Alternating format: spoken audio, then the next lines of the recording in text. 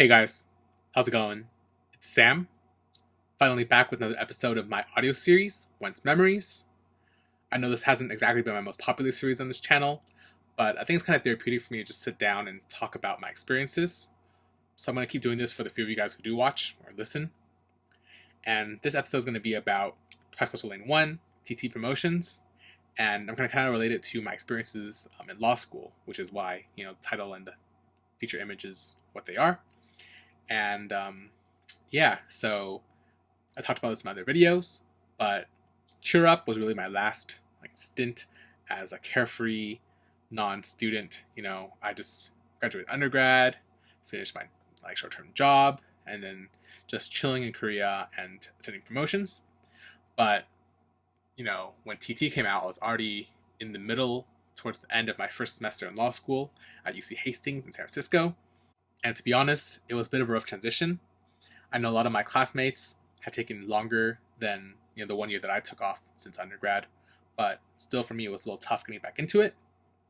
And I'd actually heard that the winter break from your first year was actually the only time in law school you'd actually have a chill break. After that, you'd either be interning or working on big papers, stuff like that. So I was looking forward to actually just being relaxed and staying home because, after my trip to Korea for Cheer Up, I didn't really have the funds to just travel there. But actually, totally forgot to talk about this in my previous videos. But while I was teaching in Korea, I was also interning online at a startup that was actually in Seoul. And during my first semester in law school, my boss at the time asked me to come onto staff, work as a staff member, not just an intern for the company. And I started doing that during the semester, kind of trying to juggling being a law student and also working. And, for the most part, it was decent. And after I mentioned that my break was starting soon and, I was just going to chill, my boss asked me to go to Korea and work there with the team in Seoul. So I took the opportunity, and the company flew me out, paid for my housing as well, and it was kind of a start of this 3-year long period where I would fly to Korea to work whenever I had break. So yeah, I was basically just working and also going to Twice events whenever I had a chance to. And I thought that was an amazing opportunity because one, the company was chill enough to let me take time off to go to events, and two, because I didn't have to pay for flights anymore, right? So when you guys saw videos of me in Korea during winter or spring or summer, those were my breaks from school, and I was working at the same time as going to events. And I think at that time I realized when I first went back for the winter of 2016, I also saw Twice's popularity kind of starting to skyrocket. Because before, when I went for fan signs for Story Begins, I only saw 100 people because I was the fan sign. I didn't really get to see the scope of the fandom. But during Cheer Up, I went to music shows and there was a decent sized amount of people. But during Twice Coastal Lane 1, that was when I think things really blew up. Since I came to Korea, I went to Korea in December of 2016. I didn't get to go to any fan signs, but they were still doing promotions because the song was just so popular. I was able to go to, I think, 3 or 4 music shows, which was pretty incredible. I also went to the end of the year shows, and one thing that really stood out to me was that at the time, even though Twice was popular, there wasn't that many onces at events that weren't just Twice.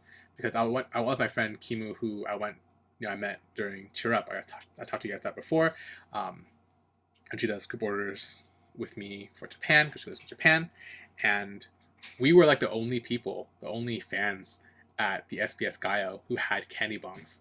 Candy Bong had just come out previously, a month before that. But yeah, it was kind of the start of Twice's popularity, I think, the start of the rise of Twice. But Twice wasn't the number one girl group at that time, and yeah, it was just I think it was kind of I don't know. I still think it's a bit of a coincidence that me starting law school, me falling into this position, kind of coincided with Twice's rise as well. So yeah, it was a very interesting time, and I think this might be my shortest video, but I kind of don't have too much to say about this anymore because it's kind of it was definitely an eventful trip, but it wasn't anything like crazy. It was just like things matching with my life and me trying to juggle everything, working, going to school, but also enjoying my life. At this point, it's 2016, I was 22 years old, which looking back was pretty darn young to be doing all this stuff. But yeah, it was really, things just fell into place, right? Um, I think if I hadn't gotten hired, um, if I hadn't gone to Korea to begin with, I don't think any of this would have happened. And yeah, I think everything just worked.